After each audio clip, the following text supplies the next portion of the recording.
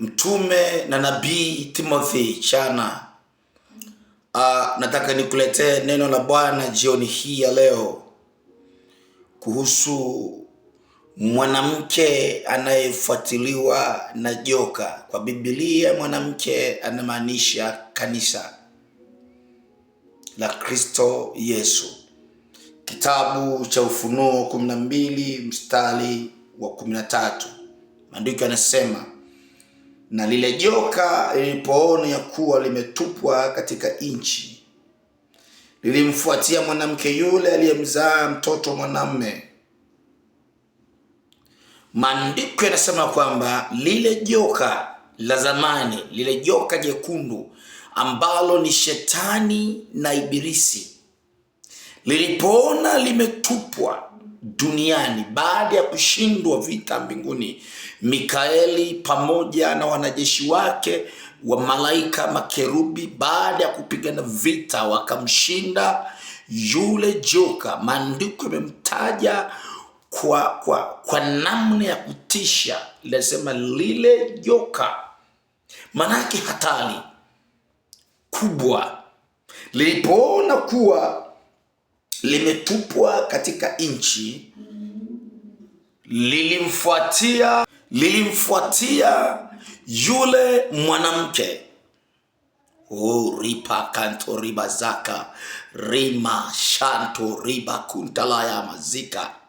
Lipo joka usiku huu linamfuatilia mtu, na sababu ya kwanza joka kumfuatilia yule mwanamke aliyekuwa amevikwa jua na mwezi na nyota zilipokuwa chini ya miguu yake, lakini jua na mwezi na joka na nyota za mbinguni kuwa chini ya mwanamke yule kuwa na hadhi ya kuwa malaika wa mbinguni, mwanamke yule kuvikwa utukufu aliokuwa nao na mimba aliyokuwa nayo yule mwanamke. Maandiko yanasema kwamba alikuwa na mzaa mfalme atakaye wachunga mataifa kwa fimbo ya chuma, lakini mambo hayo yote hayakumfanya lile joka au kumzuia lile joka kumfuatilia huyo mwanamke.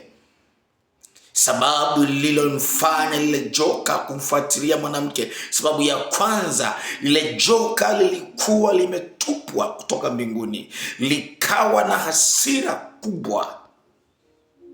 Ngoja nikwambie kitu kimoja, wakati ambapo tunapokemea mashetani, wakati ambapo tunapotoa mashetani, tusisahau kuwaombea na watu wengine ambao hawakuhusika kuyakemea. Nielewe vizuri.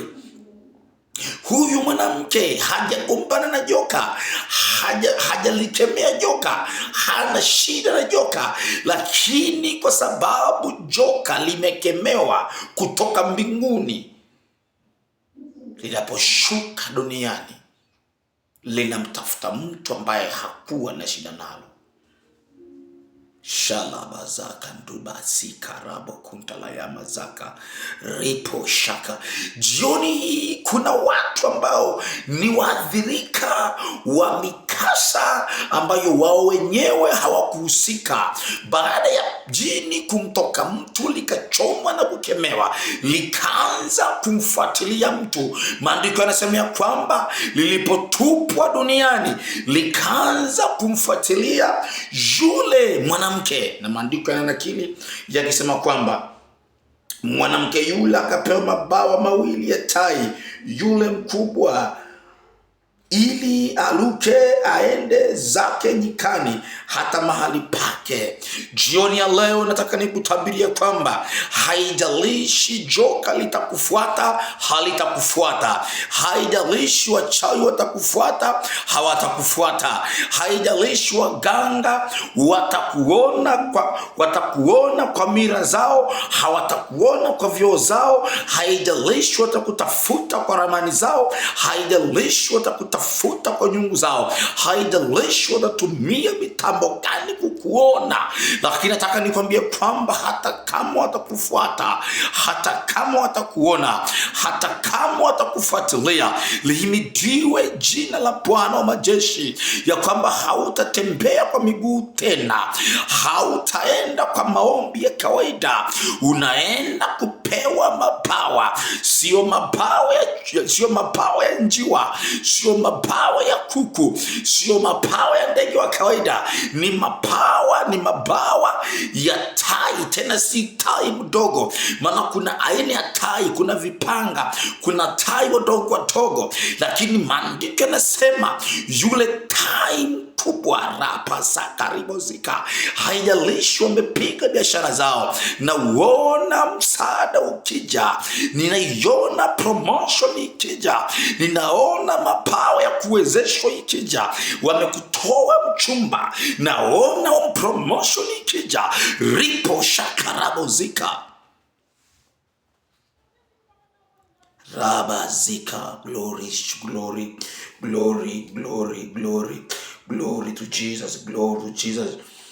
Nasema kwamba mwanamke yule akapewa mabawa mawili ya tai yule mkubwa, ili aruke aende zake nyikani hata mahali pake. Sikiliza, hajaruka kwenda mjini, hajaruka kwenda sokoni, hajaruka kwenda majini, hajaruka kwenda gorofani, anaruka kwenda nyikani. Wakati mwingine Mungu kukusaidia, anaweza kukutoa mjini, maana shetani amekufuatia mjini. Anaweza kukutoa kwenye comfort zone. Usikasirike unapopelekwa nyikani. Hakuna sehemu watu hakuna sehemu watu wanachukia isipokuwa gizani, isipokuwa nyikani. Nyikani ni sehemu ya mateso, nyikani ni sehemu ya shida, nyikani ni sehemu ya dhiki, nyikani ni sehemu ya matatizo. Lakini lihimidiwe jina la Bwana wa majeshi, anatengeneza njia pasipo na njia. Maandiko yanasema kwenye kitabu cha Isaya, nyika na jangwa vitafurahi, maana Bwana ataleta chemichemi, atatengeneza njia na mito ya maji, katika jina la Yesu Kristo wa Nazareti.